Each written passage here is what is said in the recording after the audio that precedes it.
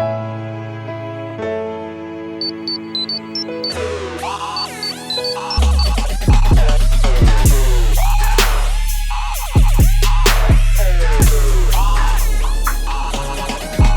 going on, my fellow A-Plusers? Welcome back once again to a brand new episode. It is I, your Morphinominal host, as always, Adam Perez, certainly coming through once again as we've got ourselves a brand new review for you guys today. An impromptu review, to certainly say the least, because I did not know if I was going to get the opportunity to find this English subbed before episode 7 wind up dropping this week. I know that this, I think this wind up dropping this two-part series here that we're going to be reviewing for you guys. It's actually the Zenkaiger spin-off, Zenkai Red, Great Introduction.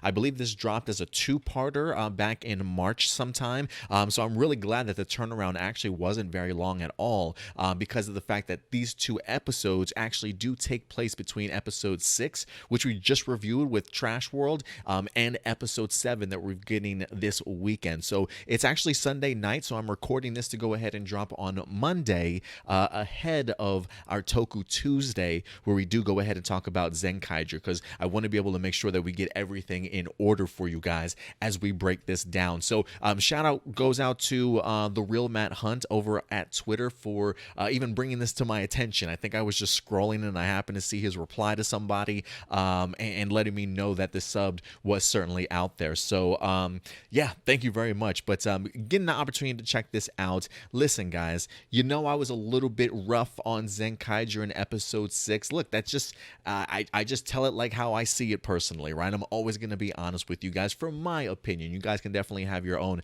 opinion, to say the least, but I'm really glad for the people that at least tell me exactly some of the things that they enjoyed about that particular episode. So thank you very much for that. But getting into this episode, I was really wanting to make sure just to kind of see how can this series rebound for me to get my enthusiasm up for the very next episode. And I got to tell you, man, I was already kind of pumped kind of going into episode 7 just based off of the mysterious character and Stacy that we got introduced to in episode number 6.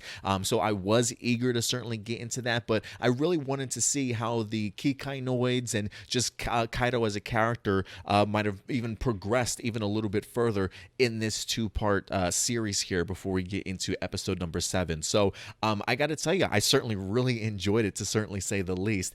This will be spoiler heavy, guys, so if you have not had the opportunity to check this out, maybe please go ahead and do yourselves a favor and certainly check it out, because I will be going into detail, because right off the bat, just gonna throw it out there right off the bat, one of the things that while I enjoyed this for sure, I did feel a little bit sort of let down at the end of this episode, out of these two-parters, when you revealed to me that it's sort of a dream, right? Like the idea of seeing Kaito wake up again, look around, and it's the Kikainoids, and they have no idea what he's talking about in regards to Zenkai Red. You know, it's one of those things where I kind of wish that it wasn't a dream, but you know, listen, when it comes to the Super Sentai world, crazier things have happened, right? Like, while I don't necessarily think we're gonna get Zenkai Red again after this, I certainly kind of really want one after this, and would really hope that his appearance actually happens, and maybe it really wasn't a figment of Kaito's imagination or nightmares or whatever the case may be.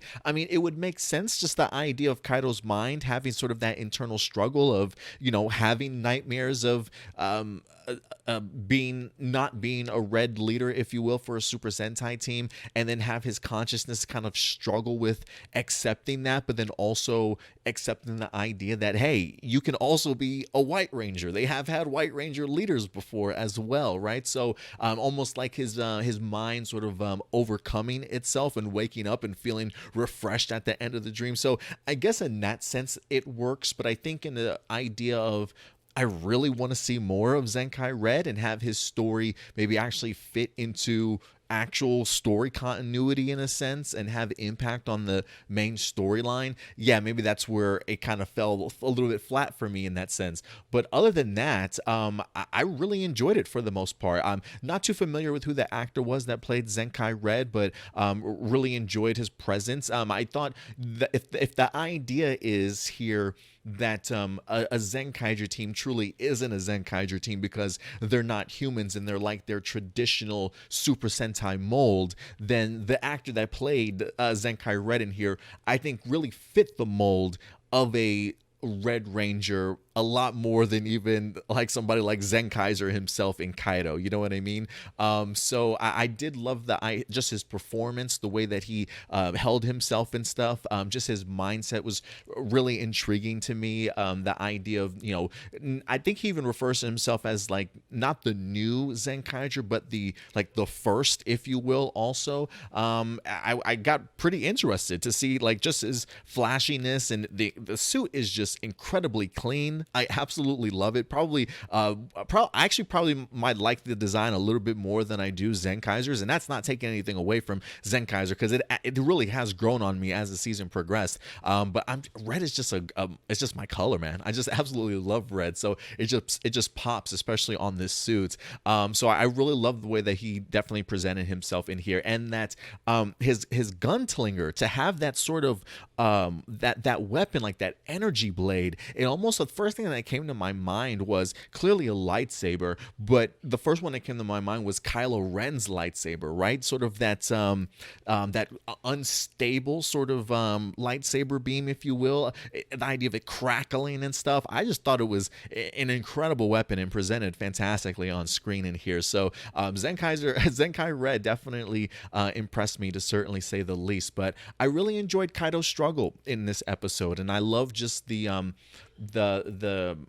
mindset that meeting Zenkai Red kind of puts him in, clearly struggling and having nightmares with whatever happened in the movie, because I personally don't remember. I actually, not that I don't remember, I didn't get the opportunity to actually see the Zenkaiger movie itself. I was really hoping that might have released before episode 1 wind up dropping, but it's okay. I feel like when it comes to movies tend to take a little bit longer to dub anyway, so, or sub them, or whatever the case may be. So I really wish I had gotten the opportunity to go ahead and check it out, but because I didn't know what the events were leading into here that would really affect Kaito that much. But seeing the fact that maybe after that meeting, the idea of him not being a Red has actually kind of been on his mind for quite some time, and I had absolutely no idea. But I really like the mindset that it put Kaito in, because I feel like these two sets of episodes maybe took themselves a little bit more seriously than the actual series itself. Getting really deep into Kaito's mindset about, am I truly a leader of a real Super Sentai team, right? Should I have just gone with humans instead of Kikainoids? Kind of even I don't want to say distrusting his own teammates, but at least maybe questioning himself. Like they really have him questioning some of his decisions that he's made throughout his leadership as part of Super Sentai goes. So I kind of like the way that it wind up hitting him, and you get to clearly see just the other side of things when it comes, like the idea of Zenkai Red being on the scene certainly doesn't help matters at all when it comes to Kaito in here. But I overall really just even enjoyed that Super Sentai team scene that we wind up getting at the end.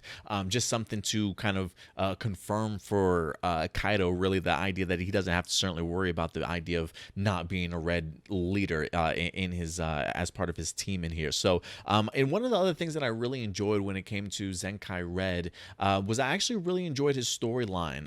The idea that I guess they took this kid's wish or idea of wanting to be a Super Sentai or a Zenkaiger or whatever the case may be, and actually gave him these abilities, like actually just kind of created the Gearslinger and the gear themselves. And that was a little bit confusing to me, honestly, watching it, in the sense that, so the Gearslinger and the gear wasn't real? Like, was that created as a wish from the Toji Tendo and it just came to be a reality? Like, is that something that Ijirood wind up actually just creating and was able to take away from this kid whenever he certainly wanted to, right? Like, it seemed like the Toji Tendo had a plan up their sleeves in that sense, but I couldn't quite understand the idea of the kid being able to use the Zenkai Red Gearslinger and then it all of a sudden get taken away. I'm wondering if that was the ability of the normal villain monster that we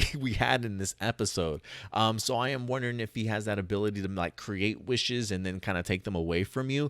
But I will say, there is something especially when it comes to Super Sentai, about seeing a character down, and kind of learning a life lesson for themselves, or learning a little bit more about themselves, to kind of give them the power back, if you will, right? Like anytime I feel like a Super Sentai team has had their power stripped away from them, and they still have to fight regardless of the regardless of the inability to morph, if you will, or henshin.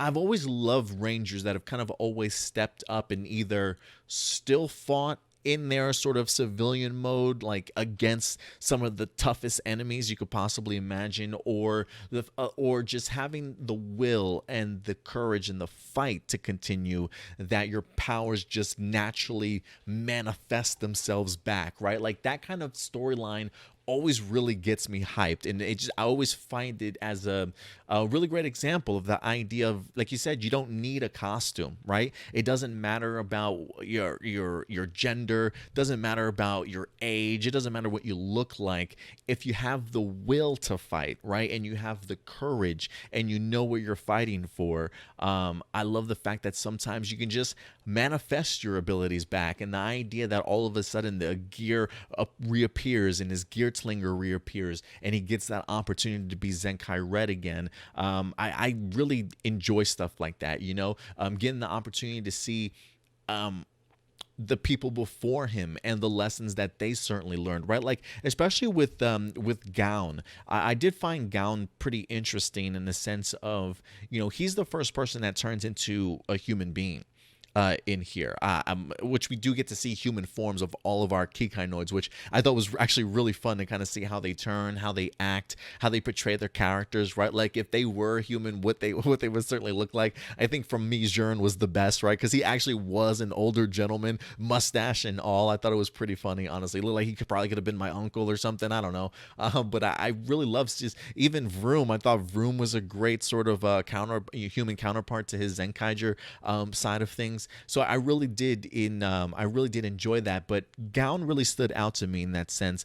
And I think based off of the fact that he's such a fan of human life, or just life in general, right? Even if you're human or you're a dog or you're a creature, if you're alive, he absolutely loves that idea. And so I thought for a minute there when it came to Gown that maybe he left to go with Zenkaiger because now he made him into something, Zenkai Red, because of the fact that he made him into something that he cherishes, you know what I mean? Because of the fact that he has a problem with other Kikainoids, maybe he feels some type of way about himself, right? And now that he's human, of course he's going to align himself with Zenkai Red, but I come to quickly find out from Kaito that no, he just came because he wanted to see how did you do this, right? How do I turn back to being him? Because the idea of what Gown says in this episode about, he doesn't need to be human or something like that to protect humans, right? The idea is that he understands regardless if he can transform or not, it's not about transformation. It's about protecting, and you get to really see Gown's I feel like his true self, and really his understanding of what he's fighting for and what it means to be a Zenkaiger, and then only to see Kaito come back with that same advice, if you will, and really opening up Zenkai Red's eyes. I thought that was really cool, and being able to be able to find his own will and his own reason for fighting, and manifest his power back. That type of stuff is like really inspirational to me. So I really enjoyed that aspect of this episode. But overall, man, real quick honorable mention: the normal villain world that we wound up getting introduced to. I'm assuming in the movie there was a super villain world that they had to go ahead and fight. I feel like that sounds familiar from some of the scans that I actually wind up reading. I also loved his loser talk that he wind up, on if he had to lose to